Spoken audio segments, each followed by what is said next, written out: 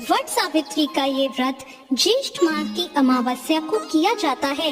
इस दिन सुहागिन महिलाएं अपने पति की लंबी उम्र के लिए उपवास रखती हैं। ऐसा माना जाता है कि इस दिन सावित्री अपने पति सत्यवान के प्राण यमराज से वापस ले आई थी। इस दिन बड़ के पेड़ के नीचे पूजा की जाती है। ऐसा माना जाता है कि बड़ के पेड़ की उम्र लंबी होती है और उसी तरह महिलाओं के पति की उम्र भी लंबी हो जाती है। आइए सुनते हैं वट सावित्री की व्रत कथा। एक समय की बात है, भद्र देश के एक राजा थे जिनका नाम अश्वपति था। भद्र देश के राजा अश्वपति के कोई संतान नहीं थी। उन्होंने संतान की प्राप्ति के लिए मंत्रोच्चारण के साथ प्रतिदिन 1,00,000 आहुतियां दी। 18 वर्षों तक उन्होंने ये क्रम जारी रखा। इसके बाद सावित्री देवी ने प्रकट होकर वर दिया कि हे राजन, तुझे एक तेजस्वी कन्या पैदा होगी। सावित्री देवी की कृपा से जन्म लेने के कारण कन्या का नाम सावित्री रखा गया। जब वो कन्या बड़ी हुई तो वो बेहद रूपवान हुई।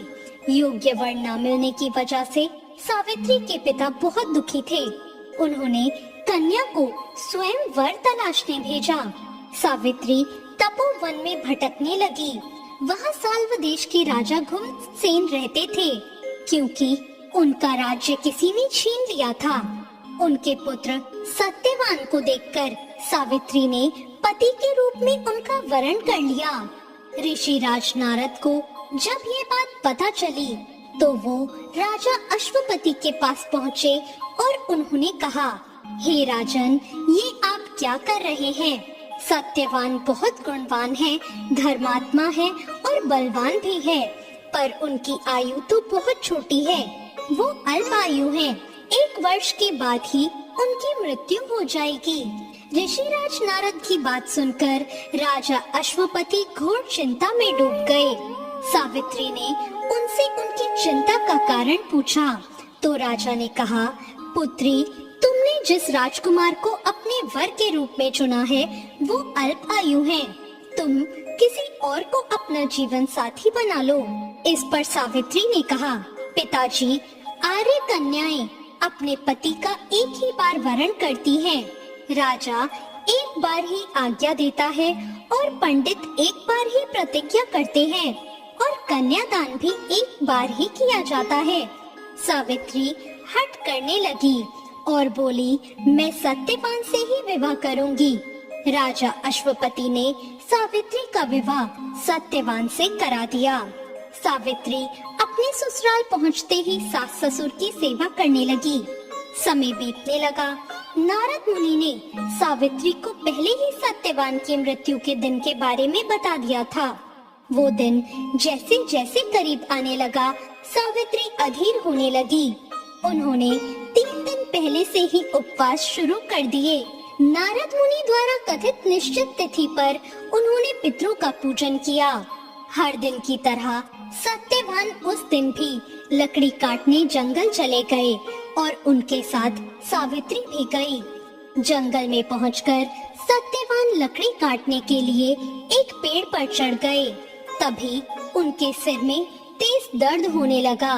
दर्द से व्याकुल होकर सत्यवान पेड़ से नीचे उतर गए। सावित्री अपना भविष्य समझ गई। सत्यवान के सिर को गोद में रखकर अब सावित्री सत्यवान के सिर को सहलाने लगी। तभी वहाँ यमराज आते दिखाई दिए। यमराज अपने साथ सत्यवान को ले जाने लगे और फिर सावित्री भी उनके पीछे पीछे चल दी। यमराज ने सावित्री को समझाने की बहुत कोशिश की कि ये विधि का विधान है, इसे बदला नहीं जा सकता और तुम्हें साथ नहीं चलना चाहिए, लेकिन सावित्री नहीं मानी। सावित्री की निष्ठा और पति परायणता देखकर यमराज ने सावित्री से कहा, हे देवी, तुम धन्य हो, तुम मुझसे कोई भी वरदान मांग सकती हो, लेकिन मेरे पीछे पीछे मत आओ। सावित्री ने कहा, मेरे सास ससुर वनवासी हैं और अंधे भी हैं, आप उन्हें दिव्य ज्योति प्रदान करें। यमराज ने कहा, ऐसा ही होगा, जाओ अब लौट जाओ। लेकिन सावित्री अपने पति सत्यवान के पीछे पीछे चलती रही। यमराज ने कहा, देवी तुम वापस जाओ। सावित्री ने कहा, भगवान मुझे अपने पति देव के पीछे पीछे चलने में कोई परेशानी नहीं है। पति के पीछे चलना तो मेरा कर्तव्य है। ये सुनकर फिर से उन्होंने उसे एक और वर मांगने के लिए कहा। सावित्री बोली, हमारे सास ससुर का राज्य छिन गया है, उसे पुनः वापस दिला दें। यमराज ने सावित्री को ये वरदान भी दे दिया और कहा, अब तुम यहाँ से लौट जाओ। लेकिन सावित्री फिर भी पीछे पीछे चलती रही। यमराज ने कहा, सावित्री एक और वरदान मांगो। इस पर सावित्री ने कहा कि मुझे 100 संतानों और सौभाग्य का वरदान दो।